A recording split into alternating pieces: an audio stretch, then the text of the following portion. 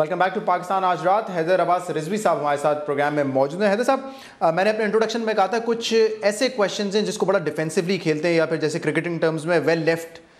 وہی چیز ہم نے دیکھا پچھلے ہفتے جب سینٹ میں ایک ریزولوشن پاس ہوئی مشرف صاحب کے خلاف کہ آرٹیکل 6 کے تحت ان پہ مقدمہ بھی ہوگا, کراچی یا پاکستان کے کسی بھی شہر میں وہ آئیں گے ان کو اریسٹ کر لیا جائے گا.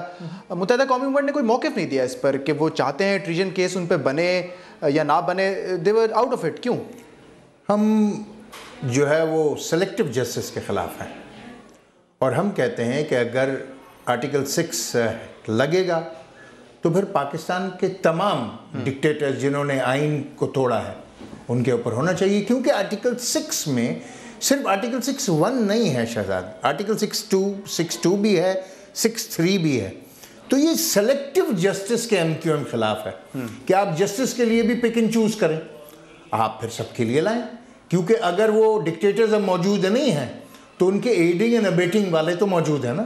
تو اگر آپ یہ قانون لاگو کر رہے ہیں تو پھر سلیکٹو جسٹس نہیں ہونا چاہیے, کلیکٹو جسٹس. اچھا, یہ سلیکٹو جسٹس کر کے آپ جو ہے اپنی دوستی نبھا رہے ہیں مشرف صاحب سے, یہ بھی لوگوں کا خیال ہو سکتا ہے کیونکہ آپ جو ہے ان کی گورنمنٹ کا حصہ بھی تھے. دیکھیے لوگوں کا تو کچھ بھی خیال ہو سکتا ہے, یہ فیکٹ بھی ہے کہ آپ ان کی گورنمنٹ کا حصہ تھے. ہمارا موقف جو ہے کہ ہم سلیکٹو جسٹس کے خلاف ہیں.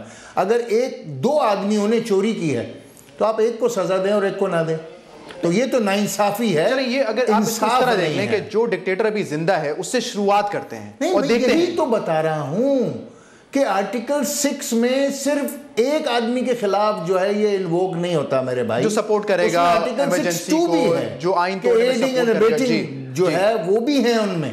تو یہ سلیکٹو جسٹس نہ کریں, جسٹس کرنا ہے اکراس دا بورڈ کریں. ایک آدمی کو سزا دینا اسی جرم میں اور دوسرے آدمی کو اسی جرم میں سزا نہ دینا انصاف نہیں ہے, مذاق. اس وقت جو لوگ یہ بات کر رہے ہیں جس میں رحمان ملک صاحب بھی ہیں, نواز لیگ کے لوگ بھی ہیں, وہ کیا توجہ ہٹانے کی کوشش کر رہے ہیں مشرف صاحب کو کے بیچ میں؟ میں تو صرف یہ بات کرتا ہوں کہ کلیکٹو اور اکراس دا بورڈ جسٹس ہونا چاہیے, سلیکٹو جسٹس نہیں ہونا چاہیے. اچھا, اگر اکراس دا بورڈ ہو تو اس میں مشرف صاحب پر بھی ہو, اکراس دا بورڈ تو پھر کسی کے اوپر بھی ہو. اگر حیدر عباس رضوی کو اگر جسٹس میں پھانسی ہونی پڑے تو ٹھیک ہے, اس میں کیا ہے. جب آپ پنجاب میں اور خیبر پختونخوا میں صوبے بنانے کی بات کرتے ہیں تو آپ صوبے بنانے کی بات کر رہے ہیں یا ان 2 صوبوں کو تقسیم کرنے کی بات کر رہے ہیں؟ جہاں جہاں پر انڈیجنس موومنٹس موجود ہیں وہاں پر تحریک موجود ہے صوبے کی, اور لسانی بنیادوں پر نہیں ہے, انتظامی بنیادوں پر ہے. MQM ان کو سپورٹ کر رہی ہے. انتظامی بنیاد پہ جہاں ضرورت ہے, لوگوں کی جہاں ڈیمانڈ ہے وہاں پہ آپ سپورٹ کریں گے, سپورٹ کر رہی ہے. لیکن وہاں پہ بھی جب صوبہ بننے کی بات ہوتی ہے ساؤتھ پنجاب میں تو سرائکی صوبے پہ ہوتی ہے, مطلب زبان کے اس پر. ہزارہ میں بھی جو ہے صوبہ بننے کی بات ہوتی ہے تو وہ بھی زبان کے اس پہ. تو ہم کیسے کہہ سکتے ہیں کہ وہ صرف ایڈمنسٹریٹو بنیاد پر یہ بات کر رہے ہیں؟ میرے خیال سے ہزارہ کی پولیٹیکل ڈائنامکس اگر آپ دیکھیں تو ہزارے میں پختون آباد ہیں, ہزارے میں گوجری بولی جاتی ہے, ہزارے میں ہند کو بولی جاتی ہے, ہزارے میں اردو بولی جاتی ہے, ہزارے میں سرائکی بولی جاتی ہے. تو کوئی یک لسانی علاقہ نہیں ہے, وہ کثیر اللسانی علاقہ ہے ہزارہ. اسی طرح جو جنوبی پنجاب یا سرائکی علاقہ ہے وہاں پر جو بڑی جو لسانی تقسیم ہے وہ سرائکی سب سے بڑے ہیں, اردو بولنے والے ہیں, وہاں پر پنجابی بولنے والے ہیں, اور وہاں پر بلوچی بولنے والے ہیں. اور یہ تمام جو لوگ ہیں اگر یہ بھی وہاں پر موجود ہیں تو پھر اس تقسیم کو بھی آپ لسانی بنیادوں پر تقسیم نہیں کہہ سکتے. تو کیا ایسی کیا ایڈمنسٹریٹو ریکوائرمنٹس پنجاب میں ہیں یا ہزارہ میں ہیں جو آپ نے اسٹڈی کی ہیں, ریڈ کی ہیں کہ کیا ان کے ساتھ ناانصافی ہو رہی ہے, بدسلوکی ہو رہی ہے, کیا ایسی اسٹڈی ہے آپ کی؟ دیکھیے جو صورتحال جنوبی پنجاب کی ہے اس پر تو پورا پاکستان بڑا کلیئر ہے کہ اگر جنوبی پنجاب جو پاکستان کو بڑا حصہ ریونیو کا, پنجاب کے ریونیو کا جنریٹ کرتا ہے, تاریخی طور پر ان کو کبھی اتنا ریٹرن میں نہیں ملا. اور یہ تحریک وہاں MQM نے جا کے صوبے کی نہیں چلائی ہے, وہاں پر شروع دن سے موجود ہے. اور ہزارہ صوبے کی جو تحریک ہے وہ بھی بالکل اسی طریقے سے ہے. اچھا, میں یہ نہیں کہنا چاہوں گا, یہ بہت دفعہ بات ہو چکی ہے کہ آپ لوگ کراچی صوبہ نہیں بنانا چاہتے, ابھی بھی ہم نے اس پروگرام میں بات کی ہے. لیکن اگر سندھ ایک صوبہ نہ ہو, ایک سے زیادہ صوبہ ہو, بہتر طریقے سے ایڈمنسٹر ہو پائے گا؟ میں قیاس آرائی پر نہیں, میں قیاس آرائی نہیں, یہ فیکٹس ہیں نا. آپ کہہ رہے ہیں اگر, تو اگر پہ تو میں بات نہیں کرتا. سندھ میں تو مجھے کوئی آواز ایسی نہیں دکھائی دیتی جو سندھ کی تقسیم چاہتی ہو. نہیں, آواز دکھائی نہیں دیتی. میں صرف آپ سے یہ پوچھنا چاہ رہا ہوں, اگر سندھ بھی ایک بڑا صوبہ ہونے کے بجائے 2-3 چھوٹے صوبے ہوں تو اس کی ایڈمنسٹریشن, ایک لاجیکل آدمی, ایک جو لاجیکل ریشنل اپروچ ہوگی وہ یہی ہوگی کہ ہاں ایڈمنسٹریشن آسان ہو جائے گی اس جگہ کی. دیکھیے آپ نے پھر ایک اگر کی بات کی. ہم سندھ کی تقسیم نہیں چاہتے کیونکہ ہم یہ سمجھتے ہیں کہ سندھ کو ایڈمنسٹریٹ کیا جا سکتا ہے اور بہتر طریقے سے اس کی ڈویژن کے بغیر، مگر یہاں جہاں پر انڈیجنس موومنٹس موجود ہیں ان کو سپورٹ کیا جانا چاہیے. جس طرح ہم نے خیبر پختونخوا کو سپورٹ کیا تھا، باوجود اس کے کہ ہمارا کوئی کاؤنسلر